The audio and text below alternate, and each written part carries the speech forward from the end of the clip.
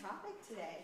Like, who would have thought that talking about widows would be fascinating? But I found it to be.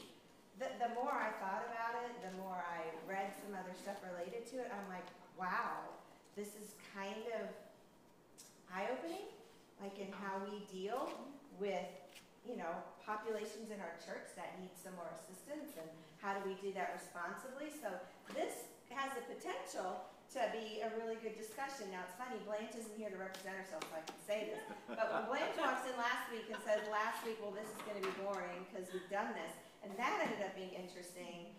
I think it's kind of exciting when you walk in going, wow, this could be good. This will be interesting, something we really haven't talked a lot about as a class. Anything we need to pray for before we get on? I did hear from Nivea. I know she's online and she said she's feeling better. Kristen's in the room, so we know she's feeling a little bit better. Do pray for Rachel. You might see her pop up. She's home with Brandon, and she's just working through some pain and just getting him comfortable, and just pray for them in that process. It's just an unknown process, and so she's like, I just feel like I need to stay home. I mean, they have help coming in and out of the house a lot, but just pray for her. I told her we'd pray for her this morning. Blanche is filling in for someone who's a secretary. Dad, did you have something? Aunt Karen's operation is at 10. Okay, so my Aunt Karen's getting her shoulder replaced. Oh, wow. And I'm guessing Sam's the only one that can be there with her. Yeah. So that's weird. Maybe they're at 8:30 and operations And supposed to she's be at at 10. Medical City. No, they moved it now to Frisco. Oh, really? Yeah, The new Medical City, hospital. Frisco. Medical City Frisco. Cool, beans. Okay, so pray for her. I told her when she said something about getting her shoulder replaced, I'm like, Al Roker on the Today Show got his replaced. That looked easy. And she looked at me like I had a third eye. Like, what do you mean it's going to be easy? I was like, I don't know. He had cameras on him an hour after he woke up, and you know, he was back at work 3 days later with a sling. I'm just, you know, it can be done. You're looking at the bright side. Yeah, look at the bright side. I'm like, at least you're going to be out of pain, right? They're going to cut off the part of you that hurts and put on a new part. In your body. Right? A foreign object that doesn't hurt, though. Okay, so It takes a couple of weeks. it takes a, yeah, well, okay, we'll agree Get with over that. this surgery. I will agree with that. Anyways, so anything else we need to pray for? Either those of you, if you're on Zoom, if you just wave your hand, just so you know, Zoom people, and my sister's back in the booth and she's watching you guys closely. And so if you have a question, I'm just saying, Amy keeps an eye out for you and she lets me know if any of you have anything you want to say. So never feel like you can't ask a question or jump in. So praying for my Aunt Karen, praying for Brandon and Rachel. Anything else? Okay, let's pray and let's jump in. God, thank you so much for this time together. Thank you for this space in our schedules and where we can just come together and look at your word. Your word never returns void. There is always something fascinating. There's always something that you want to show us. Sometimes it's something that we thought we already knew and that you're just showing us something new about it. Sometimes it's a place where we need to be corrected. Sometimes it's a place where we need to be encouraged. But we thank you for your word and for what it shows us. We do want to lift up to you Rachel and Brandon, that you would just be close to them.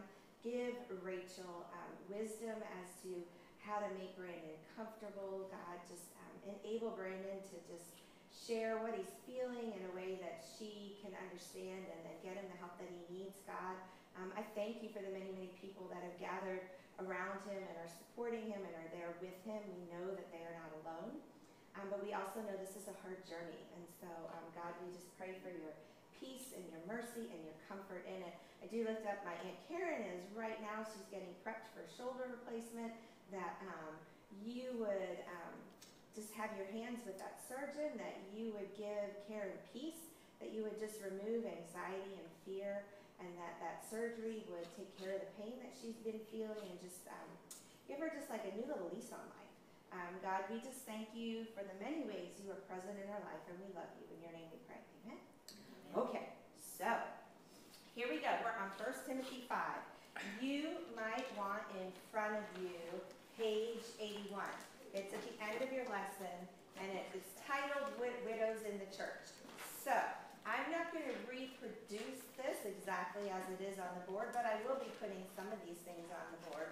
But it was a cool little chart because when you got into it, obviously the bulk of what we're going to talk about is going to be that subject of widows.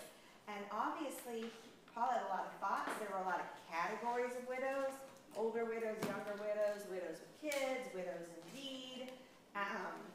Right? So it's a lot for us to wrap our brains around, but I think it's really cool when we go through it to see what some large truths are, and I think those are some really cool truths. So let's start by way of review, because it is always good, and those of you new to Precepts are probably like, why do we review the same thing every week? Well, it always helps us put everything in context, so that when we start talking about topics like widows, you go, okay, let's remember who Paul's talking to. Let's remember what he's trying to do, and that helps us to do a good job of interpreting. Okay, so Paul's writing to Timothy, right? But why? It's to give instruction on what the church should. That's what I meant. Instructions in the church. At first, I was like, yes, that. I think it's to. I mean, we haven't said this, I don't think yet, but I think it's to encourage him a little bit. Okay, so Sarah brought up on Zoom, just so you guys can hear, Sarah brought up not only is it to give the church instruction, but also to encourage Timothy, and I would agree with that. I mean, that's like a secondary thing.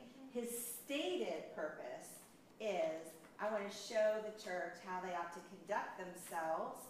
Why is that important? Go back to that verse, what is 3:14 and 15, right? But why is it important that the church conducts themselves well? He says that because the church is what? The pillar and truth. Yeah, the pillar of truth. The pillar and and support of the truth. And I thought about this today. I got to hang out with Abby Daniels last night. You remember she and Dane used to come to this church, and we were just talking about church stuff and what her church is like and what our church is like. And we just got to talking about the fact that in times like today, with all the turmoil, more than ever, churches need to be a place that carries truth. Because there's a lot of untruth out there, there's a lot of confusion, there's a lot of chaos, there's a lot of noise. And in those times, it's so important for the church to remember we carry truth. We ought to proclaim it, right? One way we do that is by carrying ourselves in a way that shows that we carry the truth, right? How we conduct ourselves in this place then shows the world that our message is true. And I think that's where Paul's coming from. I mean, Roman times were not easy either. Y'all had a little thing you read about how women were treated back then, and there was a lot of upheaval then too, right? And so I just think that's a really cool point, that if the church conducts itself well, it will have an easier job of proclaiming that truth. Okay, going back to chapter 1. Okay, let's hit chapter 1. If the purpose is showing Timothy how the church ought to conduct itself, how does chapter 1 support that purpose? So what's the main message in chapter 1? Beware of the false teachings. Beware of false teachings. That's perfect. Well said. Beware of false teachings. So if the church is going to conduct itself well, beware of false teachings. And what was Timothy's instruction regarding that? He needs to do what with false teaching? He's the leader. What's he supposed to do? Get it out. Get rid of it. Get rid of it, yeah. Kristen's going, push it out, right? Push it out. I mean, yes, meet it head on. Now, I'm going to throw out a word that I don't think is used in chapter 1, but it's used in chapter 5, and we're going to talk about it in a minute. I'm going to use the word rebuke. Because he uses it in 5:1, doesn't he? So obviously, part of Timothy's role is to rebuke. I think it's really simple to take the next step and say the thing you should be rebuking would be false teaching. So if the church is going to conduct itself well, if it's going to be a pillar of support of truth, then the leader has to be willing to rebuke untruth, lies, false teachings. Okay, that's chapter 1. Move forward to chapter 2. Okay? So first of all, he says, get rid of that false teaching. Then in chapter 2, what's the next thing they need to do to conduct themselves well? Pray. Pray. right? And he gives some instructions on that. Then he addresses a people group, right? Who's the people group? Women, right? Women and men. So he says first, so y'all have to pray. And he tells them how to pray, who to pray for. And then he says, and let me talk about gender roles, how that needs to look in this church. And we've talked about, he's probably addressing some really specific circumstances. Okay, so he does that. Moving to chapter 3, in order to conduct themselves well, what else does Timothy need to think about? Characteristics of church leaders. Yeah, who needs to lead the church, right? Who needs to lead the church? So he gives them qualifications. Make sure your overseers look like this. What's another word for overseer? We need to know it today. Elder. Elder, because we're going to see that today, right? Here's what the overseers and elders need to look like. There's another group of leaders. Who are they? Deacons. Here's what the deacons need to look like, right? So think about that. Okay, that's chapter 3. Chapter 4. Now he's not addressing the people group, but he's still supporting. Here's how the church ought to conduct itself. So in chapter 4, he kind of talks to Timothy about what the times are like, right? And what does he tell Timothy? He says, the Spirit says in the later times, what's going to happen? People fall away. People are going to fall away. It's kind of like going back to chapter 1 a little bit, right? Talking about some people are going to start to believe some untruths, and they're going to fall away. So he addresses that, and then he encourages Timothy, and he says, Timothy, kind of like personally for him, what does Timothy need to do then? If some are going to fall away, be an example. Discipline yourself for godliness, he says. Be an example, and that's how you do it. Okay, now we brought ourselves all the way up to chapter 5, and Heather loves it when I do this. I'm going to start this way. What's the theme of chapter 5? Theme for chapter 5. Elders, widows, and sin. Hold on just a second. Afterwards? Okay, all right. Yes, sorry, that was Pastor talking in the back. Okay, what did you say? What was your theme for chapter 5? I just said elders, widows, and sin. Yeah, elders, widows, and sin. I like it. Oh my. Right? Elders, widows, and sin. Oh my. Okay. I like that. Anyone have anything different? You can have something different. Instructions for the church. That's nice in general. Right? I mean, I hit widows and elders. Because if you've seen what we've done a lot of these chapters are people groups and instructions for certain segments of people, and I just kind of stuck with that theme. Mine's super simple. He's talking about widows and elders. So that's what I did. Yeah, I think any of those are good. Chapter 5, we're dealing with widows and elders. If you want to keep it short, add instructions in there, however you want to do it. Okay. 1 Timothy 5, verses 1 and 2. Let us work our way through it, starting in verses 1 and 2. I'll read it just it helps us get us in the mindset. He says, do not sharply rebuke an older man, but rather appeal to him as a father, to the younger men as brothers, the older women as mothers, and the younger women as sisters in all purity. Okay. Let's work our way through here. So, let's start here. I think Paul's talking about a really specific circumstance. Or situation. What's he talking about here? It's Timothy and Correction. Yeah, I like that word, correction. The word he uses here is rebuke. This is kind of interesting. I did not know this, and it wasn't brought up in your lesson. I found it elsewhere, but this is kind of cool. So, rebuke. What do y'all think rebuke means? If you had to define rebuke, what does it mean to rebuke? Send away. What? Say that again, Sarah. Send away. Send away. Send away. Okay. Harsh. Discipline. Harsh. Discipline, Crystal? maybe? Huh? Discipline? Discipline. Yeah, correction. Correction. Correction. Switch it. Yeah. What'd you say, Leslie? Switch it. Switch it? Yeah, like change it. Like change how you're thinking about something. Yeah. So if I rebuke you, I'm going to be like, you need to think like this about this Like topic. you need to switch up. You need to switch up. Like you thought this was okay, but now I'm going to tell you this is not. I think everyone is on the right track. So Rebuke. Denise. Oh, sorry. I found one that said strike at. Okay, so Nivea did that extra little work, so you get my gold star, Nivea. Okay, so Nivea is absolutely right. This is the only time in the New Testament this word for rebuke is used. So it's the Greek word epi, and it's P-L-E-S-S-O. It's unique because it's from to strike or to beat upon. Okay, rebuke also generally usually means to chastise with words.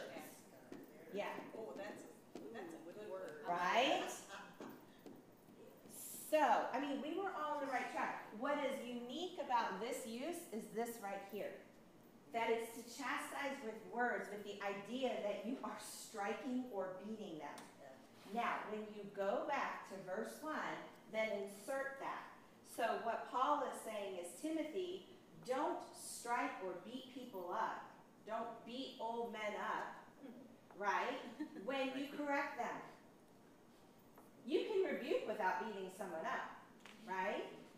You can rebuke someone gently. You can be direct, but striking has a violent aspect to it, right?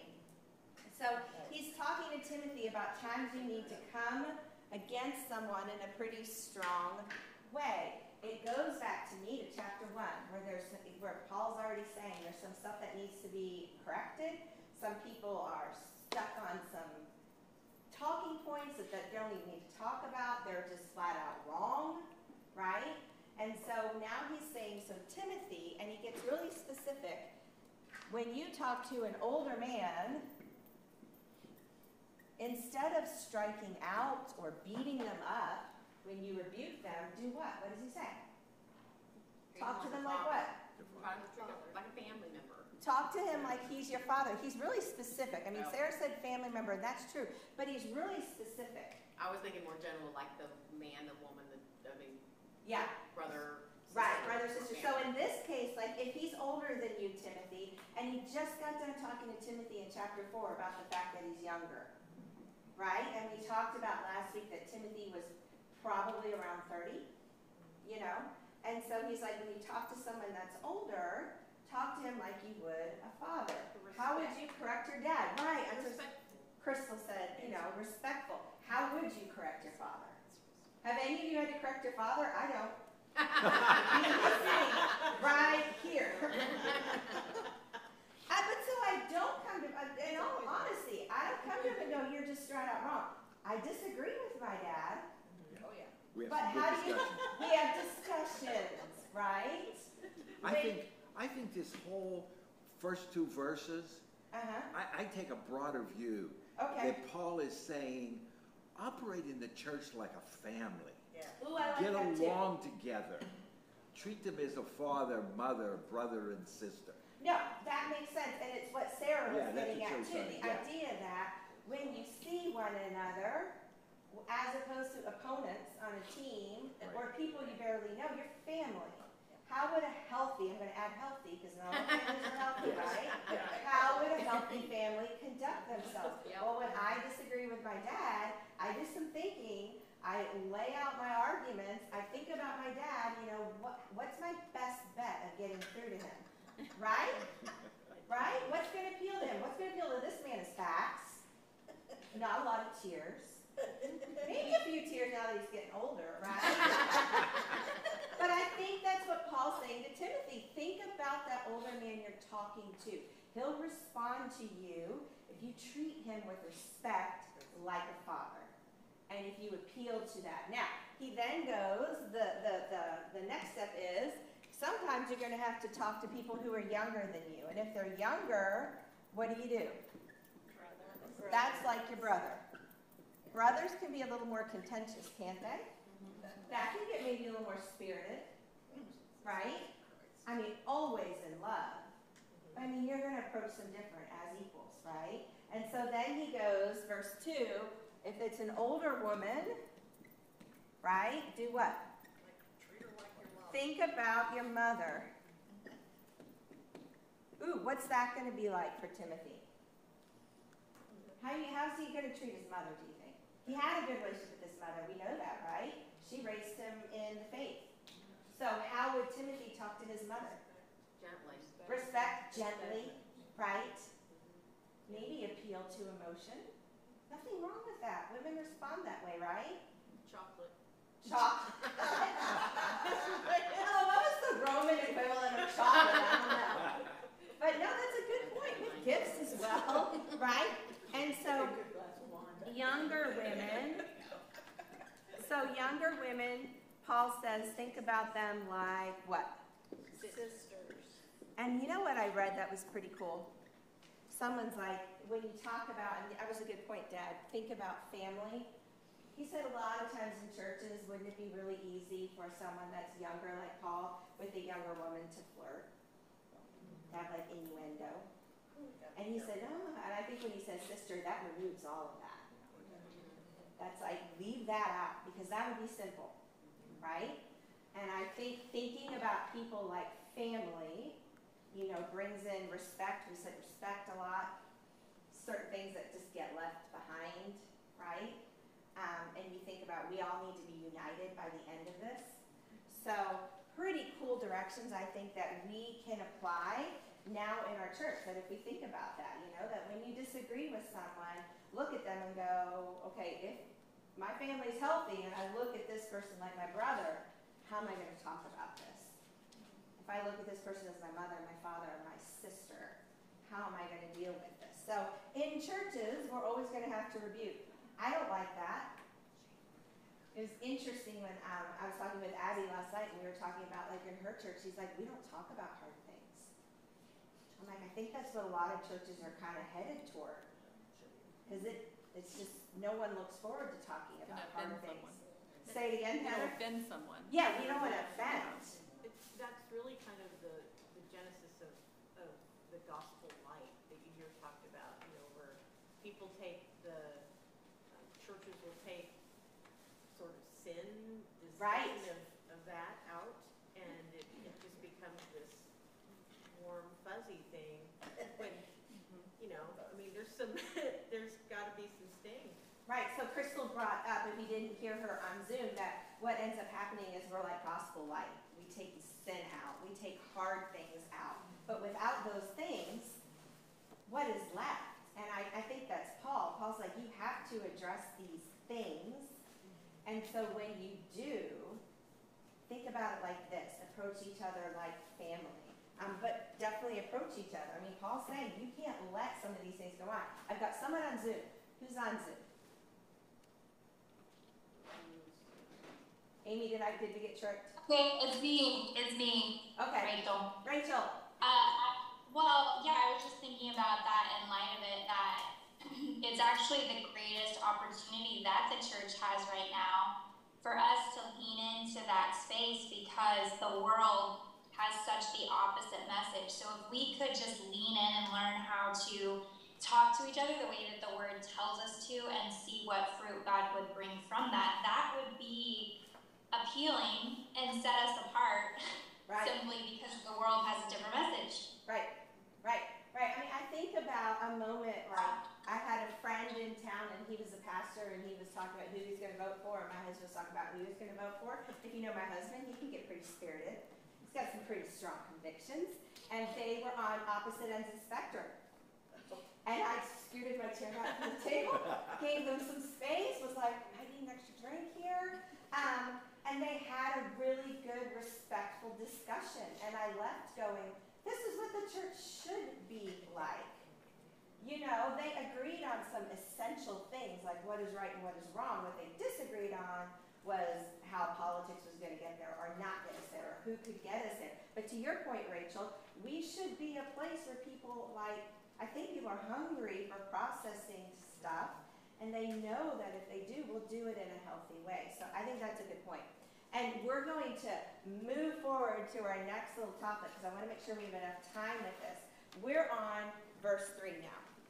So we're going to leave behind this idea of rebuking, although we're not going to go to just a super simple topic. I mean, this is something that Paul was asking Timothy to take a pretty strong stance on. And it might have been controversial in his day, it would be controversial in these days, but he needs him to face it. So this starts in verse 3. Verse 3, honor widows who are widows indeed. I like how Paul does this. He starts out with just, I think, the general principle. What's the general principle here? What does it say? Honor widows. And then he qualifies it. How does he qualify it? Who are widows indeed. Who are widows indeed. And if you're like me, the first time you read it, you went, well, that's easy. If your husband has died, she's a widow. Yeah. Right? But when you read on, you realize that's not maybe what Paul meant. Okay, let's go backward and make sure we also understand this verse. Let's first of all define honor. Because it's used very specifically. I want to point out to you verse 3. It says honor widows, but I want to show you the other place that honor is used because it helps us keep it in context. Look at verse 17.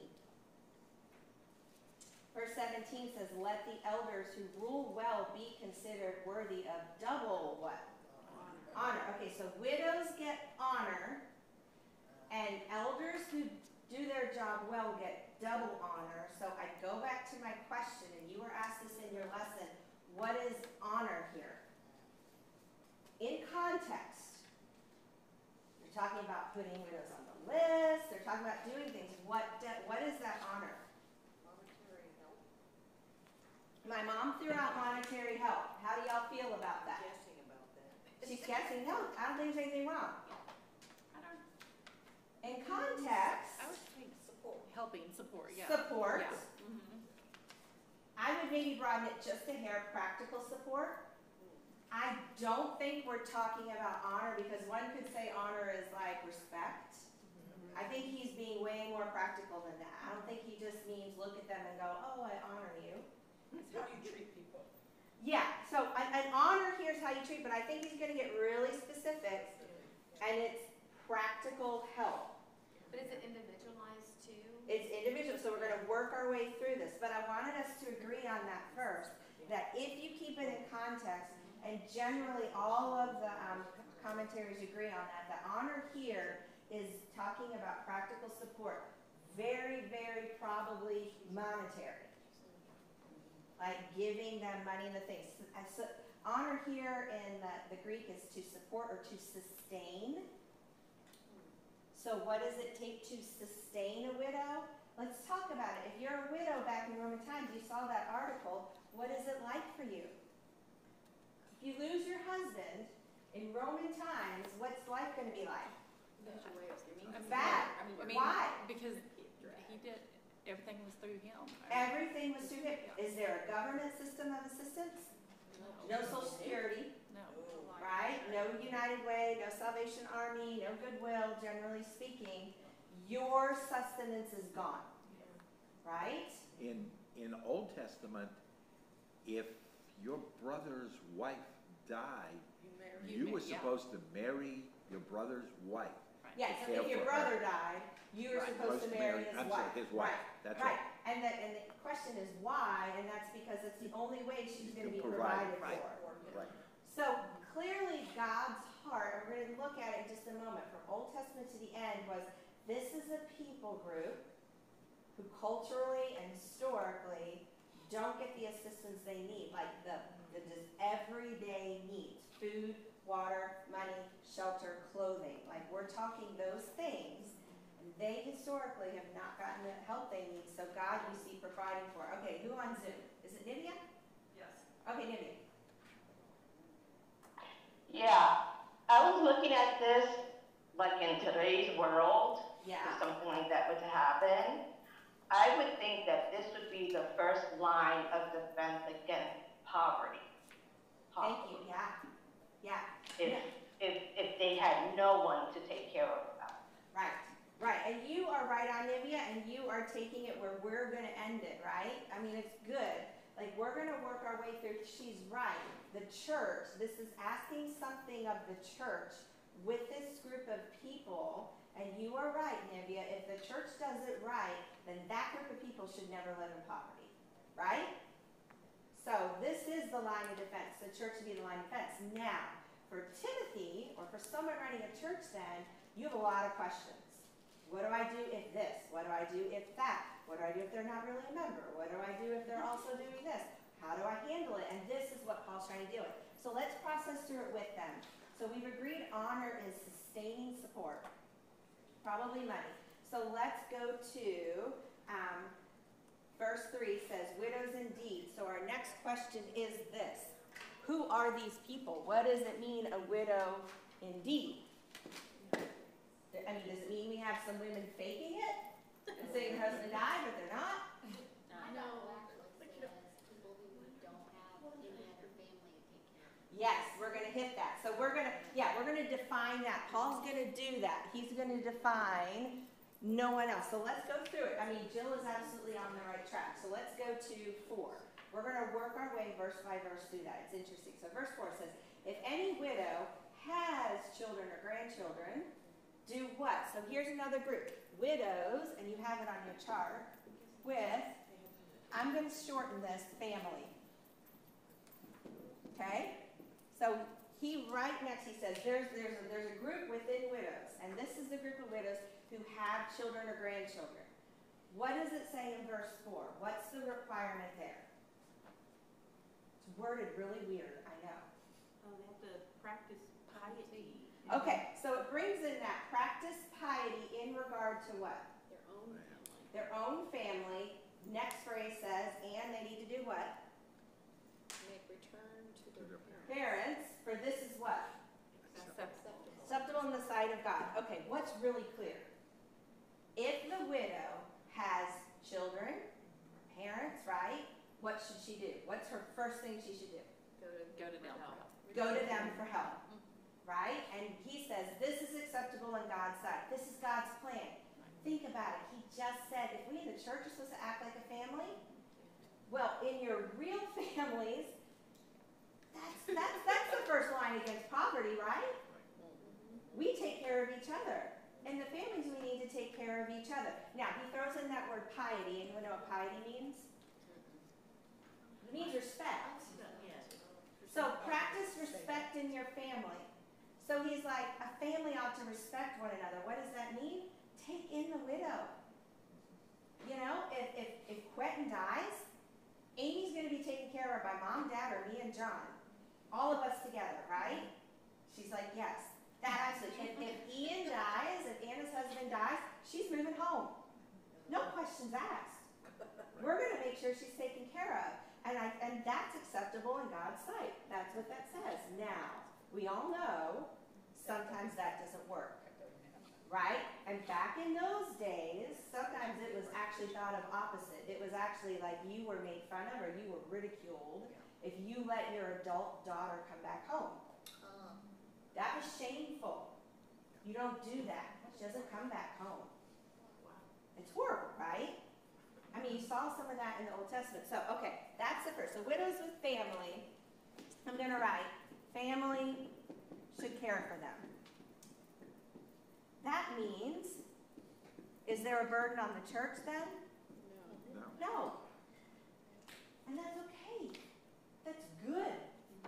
The burden on the church then is emotional support, praying for them, supporting that family. You know, now that they've welcomed a daughter home, there's going to be adjustments. So there's that. But there's not a financial burden. Okay, moving on to verse 5. Now he says, now she who is a widow indeed. So this, I think they just said, this is not a widow indeed. Right. Correct. Yeah. Okay, so I'm going to put an extra.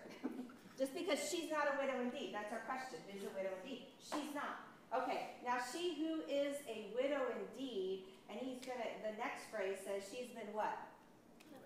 Left alone. So a widow indeed is someone who has been left alone, right? What is she to do? What does it say? Where's her hope from? God. Right. And what else does it say? Continues in entreaties and prayers night and day. What did y'all do with that phrase? How do you think through that phrase? She continues in entreaties and prayers night and day. Kind of interesting how that.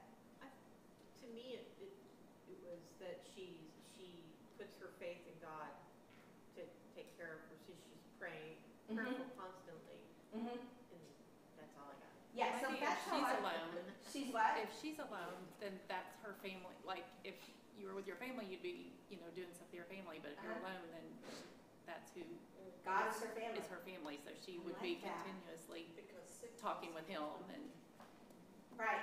So some person I read too also, you know, took it to also mean that that's her role in the church then. She's being cared for by the church. Her hope is in God. And now the thing that she gives back to the church, her family, which you brought up, Heather, that's an interesting way of looking at it. It's the correct way of looking at it. Her church now is her family. What's she going to do back for them? Well, she's going to be a prayer warrior. She's going to, because she can't provide monetarily for her church probably, right? Now this one that goes back home can probably join into the family's business and help with the family and running of the household. But if you're truly alone, the thing you can do for your church family then is to pray. I think that's a cool way of looking I at it. think, Denise, there's a lot of pastors today Uh-huh. that will say they have prayer warriors as widows in Yes. the church. Yes. That they attest their ministry to the prayers of those widows in Yes. the church. I mean, if y'all didn't hear my dad, and I've heard that too, stories of pastors who would say that some of the greatest prayer warriors in their church were widows. The women who are just like, this is my part in the family now, and I pray and I support, which is cool too. Okay, moving forward, verse 6. There's a but, right? I hate a but a but is in here, right? There's a but. But she who gives herself to wanton pleasure is dead even while she lives. Okay, we're going to skim that because I think we're going to come back to it. But there's a contrast. You start to see what is the, there's a little bit of, not controversy, there's a little bit of tension with widows and how you deal with them. And you start to see what some of that is. The first thing was, who's really a widow? Who does the church need to support? And then secondly, you know, what if you're supporting a widow and she starts acting in ungodly ways? Might that happen? What do we do? Okay, we're going to keep going. I promise we'll get there. Verse 7. He says, prescribe these things as well so that they may be above reproach. He's like, Timothy, you're in charge here. Deal with this. Deal with it well. Okay, verse 8. If anyone does not provide for his own, especially for those of his household, he has denied the faith and is worse than an unbeliever. Let's go to verse 9. Let a widow be put on the list. What is this here list? the legit list. The legit list. Oh my gosh. The widow indeed list. Yes. Did any of you make a connection back to Acts? Any of you make a connection back to Acts? Yeah, Acts 6, where the church was getting in a little bit of a tizzy because there were widows that got fed every day, but I think it was the Gentiles that were like, you're overlooking, and then they formed that committee. I get the idea that there was a list. Here's who we care for, and so who gets put on the list? A widow indeed, who is left alone, whose hope is in God, is She's over 60. on the list. She gets put on the list. Now we're going to find there's even more qualifications for the list. So, qualification in verse 9. See, we're going to have a whole bunch of qualifications. What are the qualifications of this woman on the list? She must be 60 or over. 60 or older. We'll hit the Y in a minute. What else? Wife of one man. Wife of one man. What else? Hospitality to strangers. She's hospitable. Good reputation for good work. Okay, good works. And there's something in there with kids. What is it with kids? Children. Huh? Brought up children. Brought up children. Okay. Now, interesting list. What do y'all think of that list? What's that list showing you? Say what, Sharon? It's a hard list to get on. It is. Okay. Let's hold on to that thought because it's true. It really pares down who's going to get on that list. Who's going to get on that list? If you were to simplify this, who's getting on that list? Those Woman of faithful. Those who were faithful and are older. And never remarried. And have no family. And have no family. Because he's already said that. You can't go back. No one to care for you. You're faithful. You're truly of the faith. And you're over the age of 60. That's why. Now, here's what's interesting. I go back to the list that you saw in verse 3. There were lots of lists. Chapter 3. There were lots of lists in chapter 3 about who can be an overseer, who can be a deacon. I don't think Paul gave this list and it was literal. I don't think he's saying this is a woman that was never remarried. I think what he's saying is she doesn't have a husband somewhere that can take care of. She wasn't in a plural marriage. And there really is no husband for her. I think he's saying it's someone who you can look at her life and go, I know she's a Christian because I just look at her life. The thing about children, I did some reading and some people think that it doesn't mean she literally had to have had kids, but it means she was like part of the church family. And she saw children as something to be invested in. She maybe helped other people raise their children. She supported women who were raising children. I'm like, that makes some good sense to me. So that's the person that's on the list. Okay, so verse 11 says, but he justifies why you don't put younger women on the list. Why don't you put younger women on the list? Because they're single ladies. All single ladies, right? Because we're single. But he does say, okay, so think about this too. To be put on the list means you aren't in any other way supporting yourself, right? Your life is the church giving you the money that you need and you praying for the church. If you take a 30-year-old woman and her husband has died and you say, okay, I'm going to pay for everything in your life, Paul starts to paint a picture of what probably will happen. What does he say will probably happen? Nature calls. He's gonna start dating. You're going to want to date, of course. Is he against them marrying? No. No, because he says. They should. In fact, I think they should get married, right? He says if you provide for them and they've got nothing else to do with their time, But what he are they also going to do? called them busybodies. They're going to become busybodies. He says they're going to go from house to house, and what are they going to want to do? They just try to Gossip? He said they got, they gossipers. I think this is fascinating. What does Paul know about human nature? That what? We give in to our desires. We give in to our desires. What else does he know about human nature? Keep busy or you can get into trouble. Keep busy or you're going to get in trouble. I keep thinking through that. Like your kids. We all need purpose. Yeah. Yes, we do. And if you take away a young woman's ability, and if you say to her, you don't have to do anything to provide, just stay home. I'm so sorry that happened to you. What's going to happen in a few years? Get depressed. Depression. Busybody. She's going to look to something to make her feel whole, and it's either going to be an ungodly relationship with a man or several men, or she's going to start causing a lot of trouble in your church body, right? And I think Paul says it is better for them to go home, or to get remarried, or to have purpose. Don't take that away from them. I think this is fascinating, what he is on to here. Okay. Don't put those younger ones, that's 11, 12, 13. They're going to learn to be idle. Wow. They're going to learn to be idle. Okay. 14. Therefore, what does he want them to do? Younger ones should get married and Children. have babies, Keep keep the house. the house, have purpose, right? Have purpose. Give the enemy no occasion for reproach, for some have already turned aside to follow Satan. If any woman who is a believer has dependent widows, let her assist them. Let not the church be burdened, so that it may assist those who are widows indeed. Okay, let's stop here for a moment. We do have some time. We kind of process through what this says, right? Now let's go back through Old Testament and New Testament, and I want us to start thinking kind of big. Like, these are rules he's giving Timothy for his church. It made sense in his time. It doesn't make sense in the same way for us, right? We have government assistance, we've got life insurance.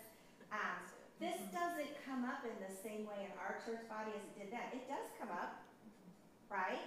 And we do care for the widows amongst us.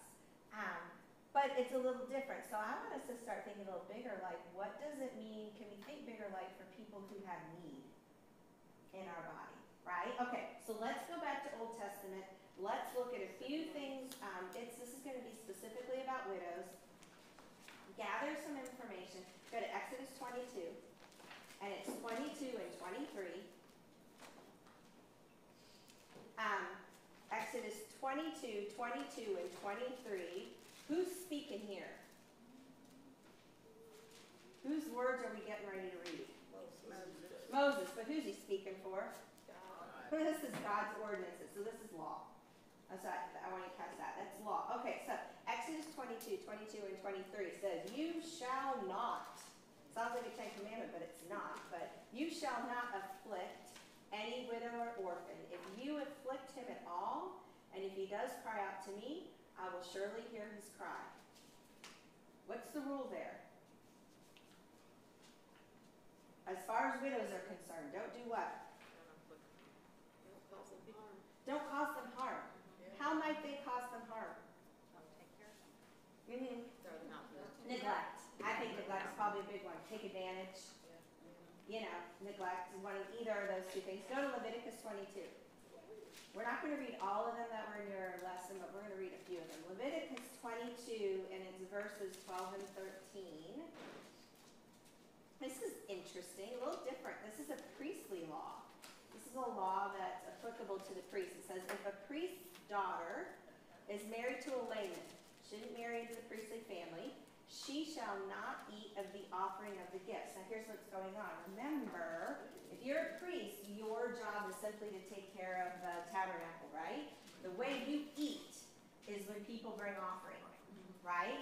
And so he's saying, priests, so for me, to say I'm a priestly family, Anna Claire married a layman, she married Ian, she can't eat the food we get from the congregation.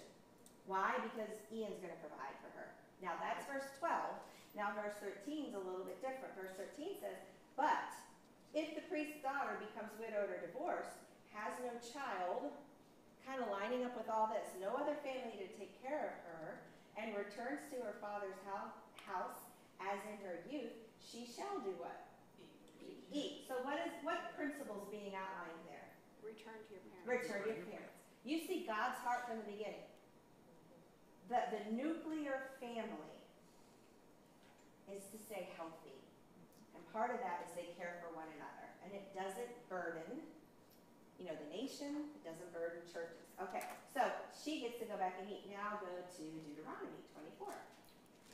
Interesting little rules. Deuteronomy 24, starting in verse 17. Deuteronomy 24:17 says, you shall not pervert the justice due an alien or an orphan, nor take a widow's garment in pledge. But you shall remember that you were a slave in Egypt, and that the Lord your God redeemed you from there. Therefore I am commanding you to do this thing. This gets interesting. When you reap your harvest in your field and have forgotten a sheep in the field, you shall not go back to get it. It will be for the alien, for the orphan, for the widow, in order that the Lord your God may bless you in all the work of your hands. When you beat your olive tree, or harvest it, right, you shall not go over the boughs a second time. Why? It will be for the alien, for the orphan, for the widow. When you gather the grapes of your vineyard, you shall not go over it again. Just go over it once. It shall be for the alien, for the orphan, for the widow. What do you see God doing? Providing. How is he providing? Leftovers. Leftovers. But they had to do something too. They had to do something. They had a Yes. responsibility in it Yes. as well. They're still going and working. And you see it in the story of Ruth, right? Yes. Those of you that know the story of Ruth, that's exactly what she was doing. That landowner had left the corners and had left stuff over, and they got to come in at night and take everything that they need. And for a widow who is a widow indeed, truly on her own, there should be enough for her, right? So you see God providing for the widow who couldn't go back home, right? Whose family either wouldn't accept them or did not have family to go back to. Go to Psalm 146. Psalm 146, verse 9 says, "The Lord protects the strangers, he supports the fatherless and the widow, but he thwarts the way of the wicked." Look at that contrast. It's kind of like he's saying, if you don't support the widow or the orphan, you're the wicked. And how does God support them? How have you seen God already supporting the widow and the orphan? Providing food. In his law, right?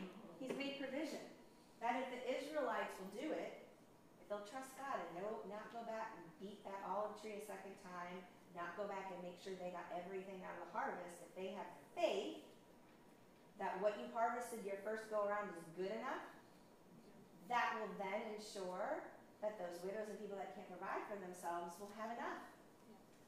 But if you don't have faith, and if you take everything, well then you're wicked, and you're oppressing those people. Go to Isaiah. We just have a couple more. Isaiah 1:17. These are Old Testament commands. This is not an exhaustive list, but it's a few. Okay, Isaiah 1, verse 7. By the way, Isaiah is delivering some really bad news. It's 17, I'm sorry, it's 1:17. And he spends the first half of Isaiah chapter 1 saying, you guys are evil, sinful nation Israel, and like lays out their sin before them.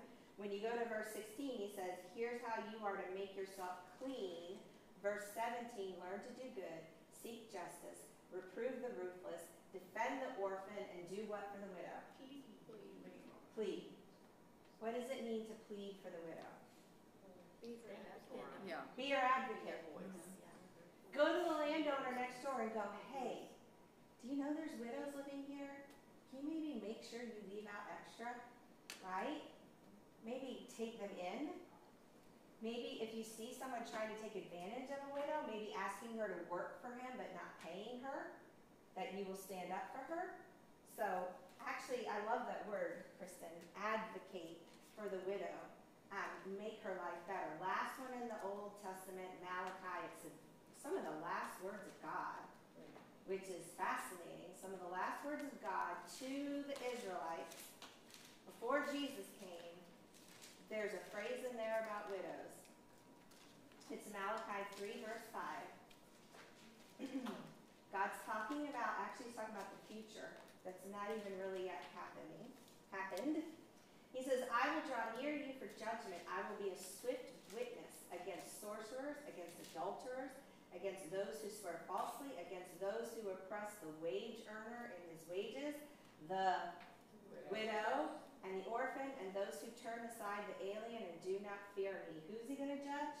People who do what to widows? Oppress them. So if you're a widow, you know, New Testament, Old Testament, and you could have returned home to your family, but your family wouldn't take you in, your family's wicked. And they're going to face judgment. If you as a nation or a church don't take care of the ones in your midst who don't have anyone else to care for them, you're wicked. There's judgment for them. I mean, God makes that really, really clear. Okay, let's move forward to some happy talk. I like this story. Let's go to Mark 12. Who's a widow that you met in the New Testament? Remember her name? Anyone? Wait, sorry, Anna? Anna! I have an Anna, but there's an Anna. So I love this story. Mark 12. I think this is it, right? No, this isn't it yet. Okay, we'll hit there. Let's do it anyways. Let's go to Luke. Sorry, y'all. Let's go to Luke. Let's go to Anna, since I brought her up. Let's go to Luke 2, and it's 36 to 38, because I find this interesting. Even more so now that we read 1 Timothy 5. It's super interesting to me, especially after what we studied about women. And then you look here at Anna. Luke 2, this is at Jesus' birth. There was a prophetess, Anna, the daughter of Phanuel of the tribe of Asher. She was advanced in years. She lived with a husband 7 years after marriage. So she got married. She was married for 7 years. And then as a widow to the age of what? 84. So how old is she? it tells you she has been a widow probably for the majority of her life, right? But she's also considered a what? A prophetess. Okay, how fascinating. Okay, so she never left what? Temple. And what did she do day and night? Pray and fast. Worshipped. And she's one of the first people to see who? Baby Jesus. What do you learn about widows right there? I mean, how does that story connect with what you saw in 1 Timothy 5? They're back. God honors them if Right. they're doing what he's supposed to do. That's a way to honor her, right? She was honored because people looked at her and said she's a prophetess. She was allowed access to the temple day and night. People recognized she had a role and a job. And it was an important one because look who she gets to see. Baby Jesus. What else do you learn? Anything else? Yeah, she prophesied probably about other things, not just baby Jesus. Yeah. But it says to me she's probably some kind of teacher or authority to the Israelites. It ties back to me. I forget which verse it is in chapter 5 where it says, it's one of the early ones talking about the widow who's the widow indeed, that her hope is in the Lord, and she prays and makes petition to God day and night. Anna to me is a picture of that. That even though she had no way to earn money in the community, she had a job. And it was in the church and it was in the temple. And she was obviously provided for by the Jews. So I think that's a picture of it done well, of what it should look like. I think that's just a really cool story. Okay, Acts 6, 1 and 2 we looked at. Let's end this by James 1:27. We've gathered a lot of information from the Bible. We're going to look at James 1:27, and then I want us to think through just some truths together. James 1:27 says, written by James, not Paul. It's always important to see what does someone else say on the same topic. And he says, this is pure and undefiled religion in the sight of our God and Father, to visit orphans and widows in their what? Distress. And to keep oneself unstained by the world. All right, that's information from all across the Bible. Now, let's think about if you had to go back to 1 Timothy 5, and you're making a book report or you're reporting back, what would you say Paul's main principle is here? About widows. What's like his truth? What's his foundation? What's his guiding theory? Well, I think part of it, am I talking? Yes, you are. Yeah, you're talking, Rachel. I can hear you. Oh yeah, I'm talking, you better listen. Yeah. I think that part of it, I literally just had this thought that Paul is also trying to say not just for the benefit of the widow, but for the benefit of the church and the gospel going forward. Take care of the widows because they play a crucial role in hearing from God and leading the church forward. Amen, sister. I think you see Paul valuing them and saying don't overlook them, even the ones that are truly distressed, right? Because he puts a little special focus on the ones that are alone indeed. Even the ones in the most distress have an absolute vital role to play. And how beautiful to the community would that be if they saw that this widow or widows who were truly left alone now are valued in the church. And to Rachel's point, have something to say, like Anna, the prophetess. You know, so he values them as women, even as someone in distress. Okay, what else? Other principles. I'm sorry. Zoom. Amy, yeah. I also, what you just said about valuing women, I think you can't take out of context with the previous chapter. So all the struggle that you had with the role of women in leadership, it's almost like he's canceling that right now. He's like, there's no maybe official role in the context of your culture or what's going on, but the role of women when it comes to who God sees them as and their role I just think that's a bigger message for Paul here. Right. Value. Yeah, even if they don't have a title. Zoom. Okay, Nivea wanted to say something. Yeah, when I was to Rachel's point, because she mentioned the gospel and then researching from the Old Testament to the New Testament shows that God always had a special concern over widow. Yes. All throughout the gospel. I mean, when I did these searches of these verses, Old Testament versus New Testament, I just sat there like, oh my gosh, this is like on and on and on. Like, God really, really had a preference to this. Yes. Yes, and I would think it's important for us to think, why? Why is God singling out in the Old Testament, particularly the widow and the orphan? What is special about that? Why? They don't have family. Yeah. They don't have family. Otherwise, Left alone. They're forgotten. What do you say, I Heather? said left alone. They're left alone. What else? God values them. God values them. Well, he's showing a part of his kingdom too. Right. I mean, he's showing you what he wants his kingdom to look like. It is the least of these, right? The least of you will be the greatest. Yeah. And this is an example. And God, yeah, it's not magic about an orphan and a widow. To me, it's the picture of what they represent. And God's saying, watch this people group, because how the church treats them, how society treats them, indicates their heart condition, right? Yeah.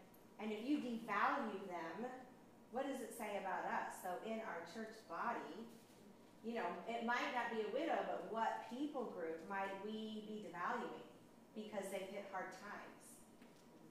It's different, right? Depending on where you're at, but it's our role to support them. What else? Any other principles?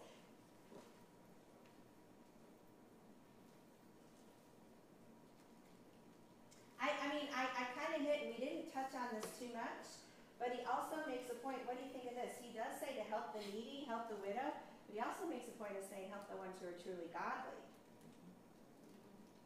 What does that say to our church? Are we called to help every single person that comes to our door?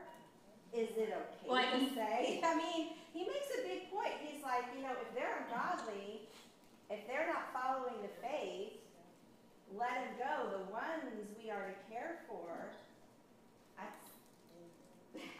okay. Yeah. Did we cut Rachel off or somebody? Oh, no, that's okay. I was just going to say, it gives the church clarity. I mean, it also helps me to just practically answer those questions to my kids when we roll up to the street corner, you know, and there are people out on the street corner. I mean, it would help to say, this is what God tells us about helping people. I mean, it would give clarity to resources also. Right. I mean, look how clear God just made it. He made it so if you are in need, the first group you go to is family. The second group you go to is church. Right? And so the church looks to that too. As much as the church can, we need to enable someone that's needy or we need to help to reunite them with family. If that's not possible, then we're your family. And to your point, Rachel, then when you get outside of the church, that's just a different, to me, it's a different thing entirely. Okay, Amy, Nivea. Yeah, and talking about widows, he also mentioned in verse 16, if any woman who is a believer has a dependent widow, she must assist them. Thank you. And the church must not be burdened. Wow. So which I thought that was interesting too. What does that say, Nivea, to you? Verse 16. So look at verse 16 in 1 Timothy 5. Go back to that. 1 Timothy 5:16 says, if any woman who is a believer has dependent widows, let her do what? Assist them, and let not the church be burdened, so you can free the church to do what? Assist the widows in need. I mean, that's interesting too.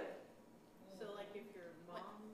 So if anyone in my family has need, you know, widow, here specifically widow, I take care of them. Why?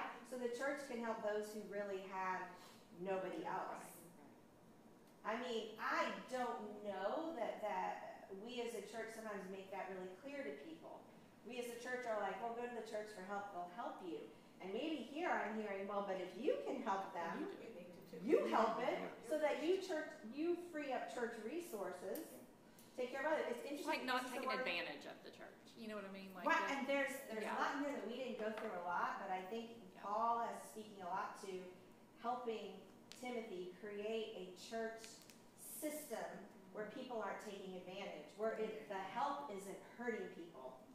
Because your help can hurt.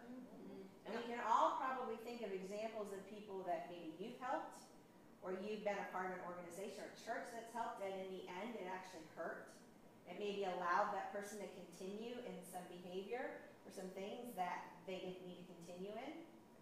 That's happening today right now. It absolutely is, right? Yeah, with COVID-19, that's the reason why that $600 went away, was because people were not trying to find a job, and they were like, some of these people with that $600 every 2 weeks or a weekly, whatever it was, it was weekly, 600 weekly, they were making more money staying unemployed than they were making with a job. I think the New Testament shows us, and we didn't look at verses, but I think these verses do support the fact that God always intends a human to help themselves by working. You saw it from Genesis 1. Work the land, Adam and Eve, right? And you see Paul say, look at what can happen when someone doesn't work for the things that they need. They learn to be idle. And when they learn to be idle, you're going to have some issues. So I love the picture of while we help a widow or an orphan, we also give them purpose and dignity and say, yeah, we're going to pay for your groceries, but look what you can do for us. You can help this woman raise her children. You can help by praying. You can be a part of prayer meetings. You can organize Bible studies. There's beautiful pictures of what they can do, but I think Paul sees, to your point, Leslie, people need work to have dignity. People don't think they do. I think there's a lie out there that, the greatest life ever is to never work a day. But I think it's cool how the scriptures, just like earlier when we were talking about correction, and I was thinking about how when you're a teenager and you're like, I do what I want, kind of, but you really do crave that discipline that a parent provides. And the same thing with this is, the dignity that you get from working is tremendous. I mean, right. Yeah, so Krista was talking about, that humans really do need, they need work, they need purpose, they really do want discipline, and I think I think that's the foundation of his argument here, is whatever we do to help people, remember they need purpose, they It's need hard to dignity. appreciate it if It you don't, is. if you don't do it for yourself. Right. Yeah. And I think Paul's also saying, he's not saying it out loud, but I think he's saying to Timothy, this is something you've got to fight against. Because the lie is going to creep into your congregation that the best life is the easy life where I don't have to do anything, right? That's creeping into our society. And well, it's not creeping in, it's here. in it. It's here. here, It's right? here. Yeah. And it's easy to put on that face of, I don't have to do anything, look how wonderful I am. Right. Because I've got it easy. Right. But those are miserable people usually, right? When you get to Right. them, yeah. So, okay, let us move on. Really good Denise, stuff. before you Okay, go on sorry. for a Yes. second, Yes. point out, while I'm a great believer in helping those outside the church and as a way to Christ, a few years ago, this church recognized that there was a difference, and we separated the two funds. So we now have a fund for in-church support of people, and we have a fund for support of outside activities. That's important to know. And we, like I said, we didn't touch on it too much, but I don't think we need to, but that's cool to hear that our church does look at a member in good standing, and is absolutely like 1 Timothy 5 and would probably do anything to support a person that truly can't get it in that moment, as opposed to someone walking off the street giving you their sob story. And if you've spent any time in this building during the week, you know it's a constant revolving front door. And we have like limited funds for those people because I just think that's kind too. But Well, and I also know they don't get cash. That's yeah, right. you don't get cash. You don't get That's right. cash. It's Right. things like, here's a Walmart card. I'll You give can buy you- groceries or gas. Right. And that to me follows, and that's why I wanted to go through and we hit some principles. I think the unspoken principles in here, which is the church ought to always care for those among them who have no one else to care for them. The church should always encourage someone in need to go to your family. The church should encourage families to provide for their families, right, and not to cut them off. And then the church should always honor hard work and push people toward the dignity that they can find in work. I think to Christy's point, the church ought to never provide assistance that also teaches someone to be idle or gives them opportunity to go toward, and we didn't hit it too much, but this talks a lot about like ungodly passions that, you know, are going to be a real temptation to someone in a needy position in their life. That's real, right? And so we ought to not give any kind of help that makes it easier for them to fulfill those desires. Okay, let's move forward because we've got a few minutes and we need to finish this chapter off, but the rest of it's pretty easy. We are down to verse 17. So we talked about widows. Verse 17, though, we're left the who? Elders. And we kind of looked at this verse earlier. It says, let the elders who rule well be considered worthy of double honor, especially those who work hard at preaching and teaching. What is he saying about elders? Real cut and dry. If they do their job well, they're good. Is there merit pay in the church? Maybe. Does it sound like it? Yeah. Are y'all nervous to say that? Does it feel weird to say that? Why? No, I think this is good. Why is it strange to say that? It sounds is like if weird, we like what you're, it sounds like if we like what you're saying, then we should pay you more, and if we don't Okay, so necessarily like it can sound like, I loved your sermon Sunday, here's a $100 bonus. Yes, Right. exactly. Is that what it's saying? No. What do you think it's saying though? If they're really good and Consistency. busy. Okay, Consistency. I like that. I like where Mom was headed, which is, it is hard work. We need to appreciate that, and sometimes I think we forget it, Absolutely. that someone who is preaching and teaching and leading well, in order to accomplish that, you have to work hard. Because everything that we've talked about so far really Right. falls on their shoulders. Right, so all of 1 Timothy, great point, Crystal just said, kind of all of 1 Timothy up to this point, it's landing on Timothy's shoulder to execute all of that. So he has to take all of this letter and execute it. That is no small task. Think about what all is required. He's got to have a lot of conversations. He's got to take a lot of people to coffee, right? He has to correct a lot of people. He's going to get in a few arguments. He's going to have some committees, maybe some systems to set in place. It's hard. Now, this is interesting. You guys went to 1 Corinthians 9, 6-4. He upholds that belief that if someone rules well, preaches and teaches well, they get double honor. He uses scripture. So go to 1 Corinthians 9. 1 Corinthians 9, and it's verses, I think it says 6-4. That's backwards. 14. Thank you. I'm like, that cannot be right. Okay, 9, 6-14. It says, this is called writing a letter. Yeah, I found this one interesting. Yeah, right? 1 Corinthians 9, 6-14, Paul's kind of going off. He's like, do only Barnabas and I not have a right to refrain from working? In other words, read on. Who at any time serves as a soldier at his own expense? Who plants a vineyard and does not eat the fruit of it? Who tends a flock and does not use the milk of the flock? I am not speaking these things according to human judgment, am I? Or does not the law also say these things? For it is written in the law of Moses, you shall not muzzle the ox while he is threshing. Paul uses that quote in chapter 5. God is not concerned about oxen, is he? Or is he speaking altogether for our sake? Yes, for our sake it was written, because the plowman ought to plow in hope, and the thresher to thresh in hope of sharing the crops. If we sowed spiritual things in you, is it too much if we should reap material things from you? If others share the right over you, do we not more? Nevertheless, we did not use this right, but we do endure all things, that we may cause no hindrance to the gospel of Christ. Do you not know that those who perform sacred services eat the food of the temple, and those who attend regularly to the altar have their share with the altar, so also the Lord directed those who proclaim the gospel to get their living from the gospel. Boom, verse 14 is clear. But he is building an argument. Okay, I think this is an argument I've seen in my lifetime. Because I think churches have kind of had this look, okay, here's my pastor. We don't need to pay him anything. Why? We'll just put him in that parsonage. We'll make sure people take some food. We'll give them all the hand-me-down clothes for their kids. We'll give them our second-hand car. I mean, I think at times churches have been on the edge of that.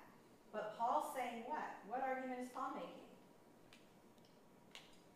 He's working. What? He's working. It's work. It's work. And since it's work, he ought to be. Now what's hard, and he brings up, it is spiritual work. So, John Allen, Cindy, Palmer, Rachel, our staff doesn't necessarily bring in dollars. They're not concerned in that. We don't want them to be concerned with that. We want them concerned with souls and people's spiritual life, right? It's the most important work. We would say that. Yeah. So if we believe that, what ought we to be giving? Generous. We wouldn't begrudge them that. It also, to me, the contrast of, he's just finished talking about how we need to make sure we don't overburden the church with widows who have other means of being provided for. Now he's flipping the switch and saying, however, you need to make sure you're taking care of your pastors, your leaders, and don't have that same, we need to make sure we're not overburdening the church with their expenses. And I like that. We need this reality check, don't we, in all our churches at times to go, wait, the people that are carrying the burden in this place are our staff. Are we providing for them well so that they can do that well? Or are we spending so much money in other places on places we don't need to, right? So that we feel like we can't pay them? We need to have some of those moments where we check, what are we saying we value and what are we actually valuing, right? I think what he was also trying to say in an indirect way is that the church is not giving you something tangible. And it's spiritual, it's faith. As opposed to, I think what he was trying to show you is that you plow something, you get something. Right. You're getting something from the church. You may not physically see it in its faith and its spiritual. I think in a way, he was trying to make a parallel. Yes. Yeah, I'm tracking with you, Leslie. He's saying, value this thing that you cannot see. You cannot see it, Right. but you need to value it. Yes. Spiritual food. Yes. And I think he was trying to make that parallel Right. so that people could really understand you are getting something. Yes. And those people's work is worthy of that honor. Right. I wrote down in my notes, and I think I got it from someone else. He's just spent a lot of verses saying that the needy are worthy of honor. He just said that, right? The needy are worthy of honor. Honor being sustenance. Now he's saying those who rule and teach well, then why wouldn't they be worthy of double honor? Yeah. And sometimes that's what I'm saying. Sometimes we forget that. We need that reality check. And we need to remember to say that. It's sad but true that pastors are usually the worst paid people. Right? And maybe we need to ask ourselves why. What are we saying? What message are we sending? Is that right? What do we need to do to correct it? And it's interesting that Paul is saying this to Timothy. He's just throwing it out there. If they do well, they are worthy of double honor. Let's move forward. We need to move forward a little. He's going to now talk about something that's kind of difficult, right? 1 Timothy chapter 5, he's like, the ones that do well, right, get double honor. Verse 19, now he's going to get to something that's difficult. But what sometimes happens, you have an elder and overseer, and what sometimes happens?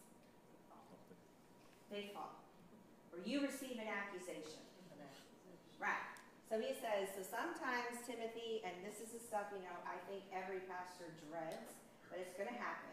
But he says there's time when accusations come, and he's going to give him some principles for this as well. What's the most important principle you read here? Don't receive it unless what? You have witnesses. You have witnesses. How many? Two or three. Why? Yeah, I'll say One- because why? One-on-one never works. One-on-one doesn't work. He said, she said. Awful. Yeah. Awful business trying to work that. You don't tank someone's career on he said, she said. However, 2 or 3, where does that principle come from? Y'all did the work. Old Testament. Beginning of time. God put that in his law. You know, he set up the system of, if someone says, hey, this guy stole my coat, he goes, okay, take him before the leaders, but find the witnesses. If you find witnesses, then go ahead and convict him. If there aren't any witnesses, you can't convict, can you? No. So 2 or 3 witnesses are important is what he says here. So And that's doesn't that kind of go back to, wasn't it Moses that was trying to listen to all the arguments and stuff, and it wasn't his father-in-law Right. that was like, what are you doing? You're bogging yourself down. yes. Like- Yes, so Sarah brought up when they first came out in the desert. Yes, Moses was exhausted because he was all the time Doing, hearing these accusations, and it was, you see God providing a way forward in that, you know, there are going to be times, and there are, by the way, going to be leaders that do horrible things. We see that all the time. And I think we see both sides. We see churches that don't want to deal with it, because it is the hardest thing in the world to believe that someone that you've loved would do something yucky, right? We've seen that. And we see churches that want to sweep it away or move somebody, right? And then you see some churches that maybe go overboard, that just because there's an accusation, they take someone's career. So you see Paul saying, okay, 2 or 3 witnesses is your gold standard, and you need to go ahead and deal with it, Timothy. Okay, so move forward. So that's verse 19, right? And 20. So if you have those witnesses, and the assumption is that you bring it forward, you show the person their sin, but they don't turn, what do? Rebuke in front Where? of everyone. In front of everybody. Why? It's bringing it into accountability. Accountability, but what he also very practically says why. so the rest will be fearful of sin. So the rest Yeah. won't sin. Rest of them learn the lesson. And y'all went back to, was it Matthew? Where you went back, we're not gonna go back because we don't have enough time. But I think Matthew is the place that takes you all through the process, right? Of how you deal with it. And we've looked at it a lot. Like Jesus was really clear, you know, you confront the person. If they won't hear you, you take people with you. If they still won't hear you, if they won't turn from their ways, bring them before the body. If they still won't hear you, what do? You cast them out. Until they Why? What's the end goal always? I think there's a few. turn back. But also not to encourage others, I mean, so you Both. won't lead somebody else down a Right. path that they don't need. Right. So don't kid yourself.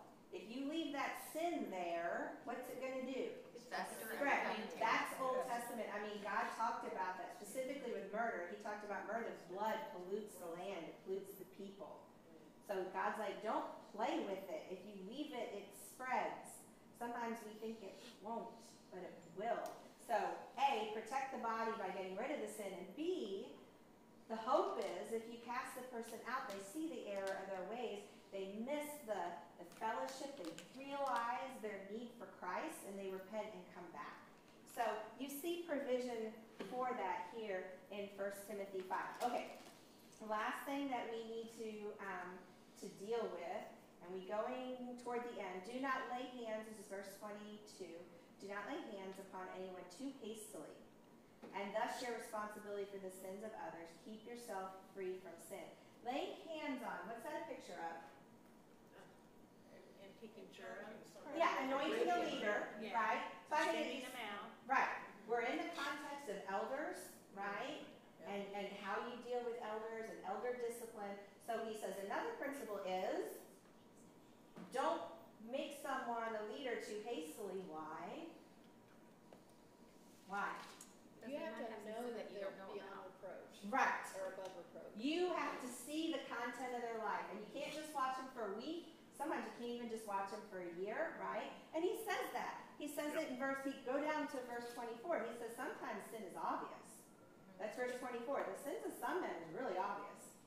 Goes before the judgment. For others, takes a while, right? Sins follow after them. Deeds that are good are quite evident. You're not going to have to look hard for those. And those which are otherwise evil, they can't be concealed. I hear in their wait, be patient. If you think someone is leader material, okay, build a relationship with them. Do your homework, get to know them, talk to other people that know them. Give it time, right? And then decide. Because if you anoint someone to hastily, this is what's hard. In verse 22, he says you run the risk of sharing responsibility for sin. If you make someone a leader that's not proven, and they hurt your church, you have some responsibility. That's hard, but it's true. Okay, last thing, let's hit, this is kind of the funny verse, the verse that doesn't really fit. About Timothy's belly. Paul has some wonderful medical advice. I'm like, Paul, you're cute. You think you're a doctor. And I think it goes to reinforcing the fact that this was a letter of encouragement, that Timothy was a little bit stressed or anxious about some of the things he was setting up or facing. Yeah. He needs to loosen up a little, chill out. Timothy needs to loosen up a little bit. I like that. So what do you read? What might be happening to Timothy? Read between the lines. He's stressed. He's stressed. He's probably shared it with hard. Right? Yeah. Yes. He's got GI problems. He's got GI issues. He's got bowel issues. So Zoom wants to make a comment on his bowels. Nivea, would you like to comment on his bowels? Yeah, I have a little note here where, I don't know where I was looking at, but I have found something on that verse saying that it kind of represented the communion wine and being pure with Christ. I haven't thought about that. But I was just like, I'm gonna have to ask about that. It seems like a little bit of a reach, doesn't it? What was that? It seems like a little bit of a reach. Like, you really have to read into it to see that. Yeah, and that's why I was like, you know what? I'm gonna ask Denise about this. And I didn't even mark where I had read it. But I'm gonna continue to look into this because it said wine was represented like communion and something about being pure with Christ and undefiled blood or something like that. Okay. That was just interesting. I just wanted to share that because I was like, because I didn't read it anywhere. I probably read it in some off-site, but I felt like I needed it to share it. Hey, sometimes there are those deeper levels, but I like to take it face value first. So my face value is, we know that he's probably stressed. He's trying to run this church. Church obviously has issues. I'm with Leslie. Does he have some GI issues? Got some irritable bowel going on, maybe an ulcer. And someone wrote about the water conditions in Ephesus. Yes. Right here it says it could have, it said we don't know why he gave this advice, but perhaps contaminated water. It's very, very likely that, it's kind of like you and I going to Mexico and drinking the water, and if you don't know any better, and then does he think he's just trying to drink water to stay hydrated and he's making himself sicker? What would be true of wine is it would be fermented and it would have gotten rid of any of those critters. Yeah. And so maybe Paul's like, hey, if the water is the thing making you sick, add some of that wine, and also that might relax him just a little bit. But to Kristen's point, and I think everything else, you just see the care that Paul is taking of Timothy, right? And that, the toll that leadership takes. So it's interesting that he's like, hey, leaders that work hard deserve double honor, and then you see right there the physical toll it's taking on Timothy, and Paul's caring for him, and then you have to ask your question, was anyone else caring for Timothy? In his physical needs? I think we're a church that does a good job of taking care of the physical needs of our staff. So I'm Denise? thankful for that. Yes, sir. I think it points out what is missing. We have one letter from Paul to Timothy, Uh-huh.